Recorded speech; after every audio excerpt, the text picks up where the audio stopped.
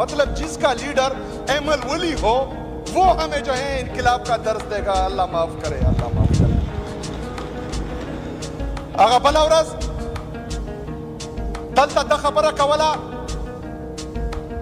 سلامونه ملګرو، تاسو د دې سیاسي نابالغه دا خبرې واورېدې. سیاسي نابالغه وایي چې د چا لیډر چې ملولي نو هغه به موږ ته د انقلاب درس راکوي. زه په دې وخت کې د ملولي طرفداري نه کوم، خو تا ته خبره کوم او ستا نه دا تپوس کوم چې ستا لیډر عمران خان دی. تاسو د مدینه ریاست مدینه دا وګیر او د هغې دعوه کوئ ستا لیډر عمران خان دی. تاسو چل وکړو، عمران خان په سر باندې تا ووټ واخیست، ته د عمران خان په سر باندې پارلیمنت ته لاړې، تاسو د عمران خان ورکر بار بار اسلام آباد ته بوسته، ذلیلم که، تاسو د عمران خان ورکر جیلونو ته واچول، ستاسو د لاسه عمران خان بندي دی راوتی نشي. ولې دا اسټبلیشمنټ دومره پاورفل دی، تاسو چې د عوامو نه دا اوټ اخیستی دی او دا خپلې ټیکهداریانې او دا پښتون وطن هم خرڅ کړی دی او په دې غرونو باندې چې کوم لیزونه تاسو اخیستي دي او دلته مو ته طالب ښکاره کړی دی او پوجي دا د چا لاس دی؟ بیر سټر صاحب د چا پیداوار دی؟ دا څوک دی؟ الیمین ګنډاپور د چا پیداوار دی؟ دا څوک دی؟ پته راته شته چې ته راځې ملولي له پیغور ورکې یا نثارباز له پیغور ورکې یا پښتنو له پیغور ورکې چې کله بځي او چرته بځي؟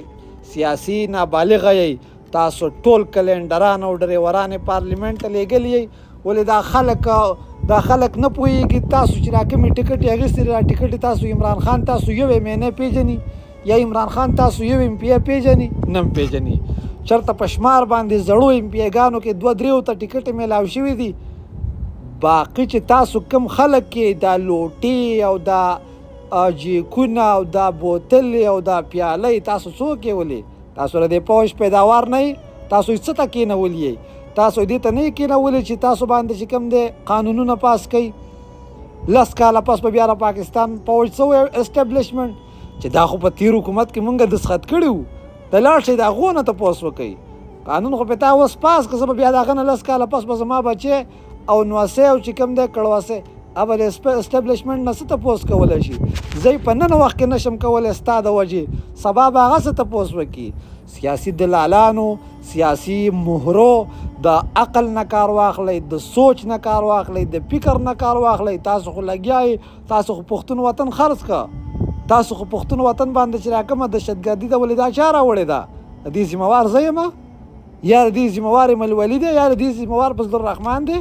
په صوبه کې خو حکومت ستا دی، اختیارات خو ستا په لاس کې دي، وزیر اعلی خو ستا ناست دی، قانون ستا په لاسو باندې پاس کېږي که نه اداب هم سبا بیا د ان پي په کونه باندې ورولئ یا به یې د فضل الرحمن باندې ورتین کوئ که نه جماعت اسلامي باندې به ورتین کوئ. دا د اسټبلیشمنټ پیداوار دی، دا اسټبلیشمنټ پیدا کړي دي او دې له پیدا کړي دي چې د پښتون وطن مشران فکرش کي، د پښتون وطن وسایل فکرش کي، د پښتنو چې کوم دا ظلم روان دی دا وزیرستان کې او په باجوړ کې ولې د دې ذمهوار څوک دی؟ زه یم که ته یې؟ پارلیمنټ کې خو ته ناستې، دستخط خو ته ستا د لاسه کېږي، دستخط خو ستا د وزیر اعلی نه کېږي. د دې ذمهوار څوک دی؟ ملولي صرف سټیج ته وخېږي او ګرم تقریرونه وکړي ولې دا قام غول خوري یا دا